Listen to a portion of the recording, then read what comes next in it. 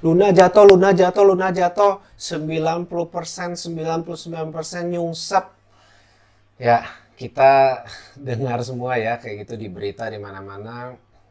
YouTuber-YouTuber dan semua influencer juga ngomong hal yang sama ya. Cuman informasi yang apa mungkin cukup sulit didapat adalah terus gimana pertanyaannya kan.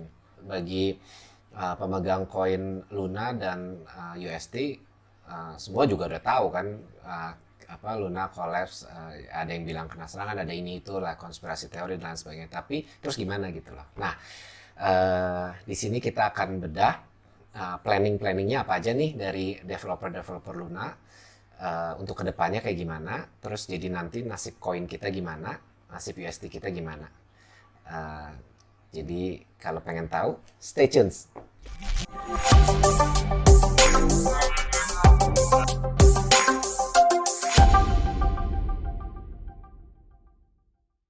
Hai, selamat datang di channel Teman Invest. Nama gue Bobby.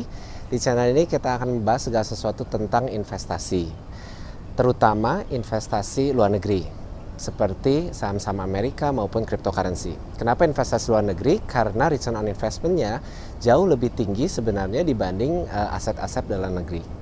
Semua konten di channel ini bukan merupakan financial advice atau saran keuangan, karena ini hanya berdasarkan opini dan pendapat gue pribadi berdasarkan pengalaman gue selama 15 tahun di dunia keuangan global dan 5 tahun di dunia cryptocurrency. So please do your own research, karena it's your money, it's your decision. Oh ya, satu hal yang paling penting adalah karena konten di channel ini merupakan konten-konten investasi, maka sifatnya sangat time sensitive. Atau artinya kalau kamu nontonnya telat beberapa minggu atau beberapa hari saja, terutama konten-konten cryptocurrency, maka informasinya bisa sudah tidak relevan atau bahkan bisa bertolak belakang. So, don't forget to subscribe supaya kalian semua bisa dapat informasi-informasi terbaru dan yang paling relevan. Oke, so let's dig in. Hai semuanya, ya ini video pertama gue ya di Teman Invest ini. Kenapa gue terdorong untuk bikin video tentang Luna ini? Karena susah ya cari informasi maksudnya dalam bahasa Indonesia.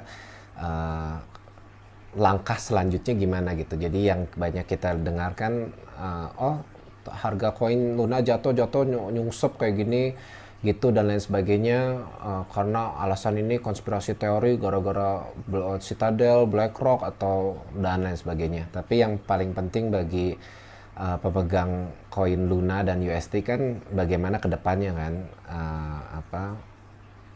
koinnya harus di keep atau harus apa ya, kita akan lihat bersama ya di sini. Jadi yang pertama, semua kita tahu bahwa Luna kena attack ya. Ada yang ngomong bukan attack dan lain sebagainya, tapi nggak ada yang punya bukti sih sebenarnya. Intinya kena defect USD, terus berusaha di defend oleh berusaha, jadi Luna diminting sebanyak-banyaknya koinnya untuk defend peggingnya USD, tapi it's not works ya. Dan juga seperti kita tahu sebelum serangan itu, sebelum collapse-nya, Luna punya dompet BTC terbesar ya untuk institusi, bahkan lebih besar daripada punyanya Michael Saylor MicroStrategy, yaitu in detailnya. Kalian bisa lihat detailnya di Twitternya Luna Foundation Guard. Jadi tanggal 7 Mei 2022, Luna punya beberapa aset yang mulai dari BTC, BNB, USDT, USDC, AVAX, USD, dan Luna. Nah yang paling signifikan BTC-nya itu mereka punya 80.394 BTC, itu equal to kalau nggak salah sekitar 2 atau 3 billion dollar ya. Nah tapi pada saat serangan terjadi dan USD mulai ke defect itu, mulai tuh dijual-jualin BTC-nya, sehingga pada tanggal 16 Mei, yaitu 2 hari yang lalu, asetnya Luna Foundation Guard itu BTC-nya tinggal sisa 313 plus USDT, USDC semua udah dijual. Nah, ini significant drop ya, dari 80.000 lebih jadi cuman 313. Artinya habis gitu uangnya, hampir 90% lebih ya turunnya ya.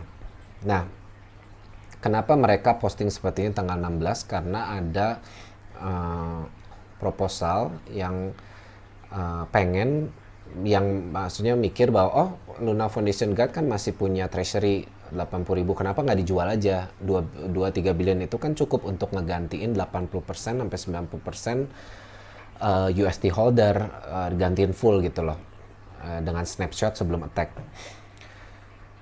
Terus ya ini dikonfirmasi bahwa nggak bisa karena Luna BTC-nya tinggal sisa 313 plus BNB FX dan lain sebagainya. Nah, jadi terus gimana dong? Nah, mereka semua sekarang lagi diskusi bagusnya gimana. Cuman Do Kwon bikin satu ini ya proposal. Jadi untuk yang belum tahu, di dunia blockchain itu segala keputusan tuh nggak bisa diambil secara sepihak ya, harus ngajuin dulu proposal, terus nanti proposal itu harus di vote di chain masing-masing. Kalau Luna kan di Terra Station ya, supaya bisa untuk penggantian untuk ngeganti kodenya atau lain sebagainya, atau improve kode. Nah, jadi yang disarankan yang dipropos sama Do Kwon itu yang disarankan adalah untuk forking chain. Nah, forking ini apa? Forking ini adalah bikin chain baru gitu loh.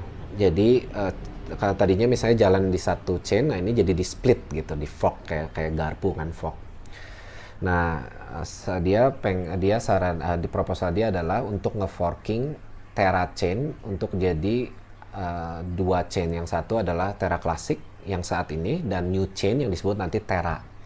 Nah, ini kenapa familiar ya, karena kita tahu ya ada Ethereum Classic dan Ethereum, dan bagi yang belum tahu itu terjadi karena adanya serangan DAO ya dulu, DAO hack. DAO itu Decentralized Autonomous Organization. Waktu itu ada yang exploit lah, sehingga hilang banyak banget ya duit waktu itu. Nah, terus developernya Ethereum termasuk Vitalik dan beberapa itu pengen dimundurin balik, jadi di reset lah ibaratnya. Kalau kayak kita punya Windows kan, kita bisa reset ya di poin sebelumnya gitu, sebelum kena virus dan sebagainya. Ini sama, di reset sebelumnya. Nah, tapi ada beberapa developer nggak setuju, karena itu jadi kayak blockchain itu kan harusnya nggak bisa ke reset, harusnya tetap jalan terus gitu loh, kayak mesin kan tetap jalan terus. Nah, akhirnya mereka split, yang nggak setuju itu jadi Ethereum Classic, yang setuju untuk reset tuh jadi Ethereum yang kita kenal sekarang. Nah, Terra pun mau melakukan itu gitu loh. Jadi yang saat ini Terra Classic, yang nanti ekosistem Terra yang baru. Nah, terus nanti kita semua pemegang Terra yang sekarang, jadi baik itu USD maupun Luna yang sekarang itu nanti akan dapat airdrop. Airdrop itu artinya dapat token yang baru, koin yang baru itu gitu loh. Nah, dapatnya berapa persen beda-beda. Jadi dapatnya itu nanti akan di-issue 1 miliar Luna token. Nah, 25%-nya itu untuk community pool, control by stake governance, artinya ini treasury ya. Jadi treasury itu bahasa Indonesianya kayak uang kas lah ya, mungkin yang dikelola oleh semua orang gitu loh. Jadi dalam sistem governance tuh artinya ya nanti kalau uang kas ini mau dipakai untuk apa harus ada proposal dan harus di voting oleh pemegang koin Luna. Nah, tadi 25% ya, terus 1%-nya dikasih ke essential developer, artinya developer di dApps-nya Luna ya. dApps itu decentralized application, jadi protokol-protokol yang jalan di atas Luna kayak Kujira lah, Nexus lah, dan lain sebagainya, Mirror dan lain sebagainya. Nah, 1% ini mereka boleh langsung pakai, artinya boleh langsung dijual, dan uangnya itu untuk ngedevelop ya chain-nya, karena ini no lockup. Nah, terus mereka akan dapat 4%, jadi total 5%. Nah, yang 4%-nya lagi itu di lock, jadi 4 tahun vestingnya. Artinya mereka bisa jual total itu nanti setelah 4 tahun gitu loh. Tapi tahun pertama sistemnya cliff, jadi maksudnya mereka bisa jual tapi bertahap gitu loh. Nah 35% itu bakal untuk semua pemegang Luna sebelum attack, snapshotnya sebelum attack, baik itu bonded maupun unbonded Luna. Jadi untuk dompet yang di bawah 1 juta Luna itu 2 tahun vestingnya, untuk dompet di atas 1 juta Luna itu 4 tahun vestingnya. Artinya vestingnya tadi ya 2 tahun itu berarti bisa dijual setelah 2 tahun, yang satu lagi baru bisa dijual setelah 4 tahun. Tapi tahun pertama itu cliff, jadi bisa dijual secara bertahap. Kenapa harus ada vesting schedule? Karena kalau nggak ada vesting schedule, semua nanti yang dapat koin Luna yang baru ini rame-rame ngejual, harganya kan anjlok lagi, jadi merugikan semua gitu loh. Dan juga nanti si chain yang baru ini kan jadi nggak bisa berkembang karena harganya udah nggak favorable gitu loh. Which is normal ya, ini untuk semua layer 1 juga. Untuk kalau kalian investor awal juga ya akan kena vesting schedule. Nah terus 10% itu untuk Luna holder at the launch of snapshot. Jadi nanti pada saat launching forking ini 10% bagi yang beli Luna harga-harga murah ini itu bakal dapat 10% alokasi dari 1 miliar Luna token ya. 10%-nya bakal boleh langsung dijual, unlock langsung. 90%-nya nanti di vesting selama 2 tahun. Nah, 25% yang terakhir itu untuk USD holder atau yang punya USD pada saat nanti di launch. 10% boleh langsung dijual, sisanya di vesting 2 tahun. Jadi baru bisa dijual 2 tahun kemudian. Nah, pre-attack itu artinya kapan snapshotnya? Snapshotnya itu di blok 7544914 atau di tanggal 7 Mei 2022 jam 23.00 waktu sana ya.